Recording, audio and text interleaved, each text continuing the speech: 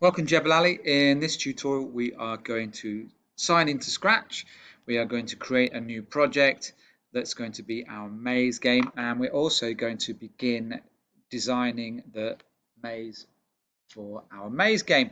So I've gone to the website scratch.mit.edu and I'm clicking sign in. Type my username in here, type my password in here. You should know your username and password, and then click on sign in, and that will take you to a screen that looks a little bit similar to this. Now, to create your new Scratch project, you click just here where it says create, and then it will open or create a new project for you. And the very first thing you're going to do is give it a name. So to name your project, you click in here and you type in the name that you want to call your game. I'm calling my maze game. So our first job is to create a maze for our character to move around. So we're going to create a stage, and we're going to decorate that stage by decorating one of the backgrounds. So to do that, you need to make sure you're down here on the stage area here. Okay, so down on here, click on stage, and then you go over to this side to where it says backdrops, and we're going to do a couple of naming here. We're going to change the name from backdrop 1, which is here, and we're going to call it level 1. Okay, so when you click away, that will be changed to level 1. So this is going to be the first level of your maze. Now, the first thing we're going to do is give the background a solid color. Now, I'm going to do this in what we call bitmap mode. Let me just show you that. I'm going to quickly zoom out here so you can see all of the area. So you've got a button here which says convert to bitmap. Now, a bitmap is an image that's made of thousands and, well, millions of little dots of color, okay, and that's a bitmap mode. So we click on bitmap mode and we're going to fill this area in a solid color. So first you can choose your color from here. So I'm going to choose a green color for the background, and then I'm going to use the fill tool. Just notice here that all the tools are kind of like little blocks, and that's kind of showing you that it is in bitmap mode. Then I'm going to click on here, and that will make my stage a solid color. So we've done our background. Now we're going to create the walls of the maze. Now, to do that, to make it easier for ourselves, we're going to use vector mode. Now, a vector image is an image that you make out of squares, lines, and you have what we call fills, basically the color that's inside your square or your even circle or ellipse. So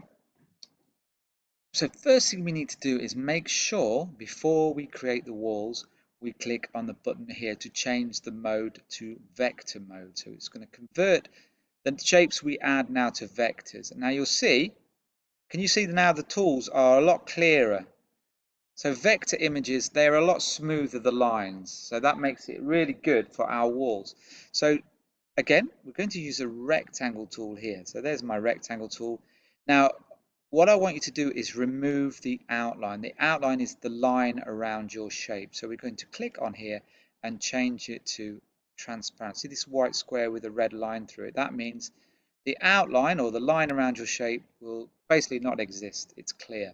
And then obviously at the moment our green is the same green as here, so we need to change that.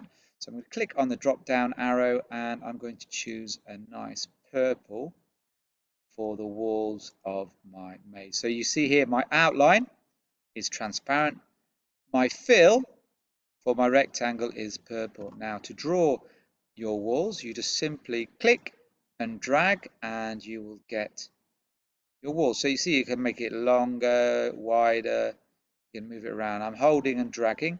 So when I let go, you'll see that it's got what we call handles. Now to change these size after you've let go of your mouse, you click on select and you can again change them and you can move your walls around. Okay, so there's my first wall. I'm going to put that there.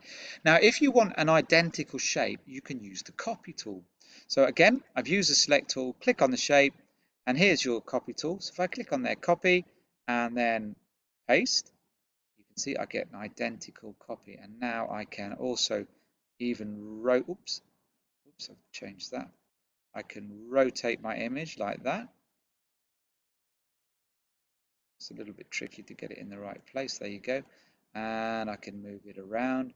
If I want, I can paste again. If you paste again, you get the same shape again. Now I can resize that. And if I want to, I can go on to rectangle again and draw myself another shape and another shape. So I'm building up the wall, leaving enough space. Oops. So if I make a mistake, just click undo. Again, if you want to move one of these shapes, be careful. Don't click on the rectangle. Make sure you're clicking on the select tool, and you can move your different shapes around. And you can also, if you want overlap shapes like this, if I draw that on there, I can get kind of an interesting angle there. So there is my first level with the walls of my maze, leaving enough space for my character to move around. You can always go back and change this later on. So what we've done, first thing, we were in vector, we used the fill tool, changed the color and filled the background. Then we converted our image to a vector, and then we used the rectangle tool with the fill, removed the outline, and we drew the walls of our maze. As you can see on my stage here, my background is my maze, and my cat, which we will probably change later, is on top of my stage. And that is how you create the first level in your maze game in Scratch. Okay, I look forward to seeing you in the next tutorial where you will begin adding your character to move around your maze. Take care and see you soon.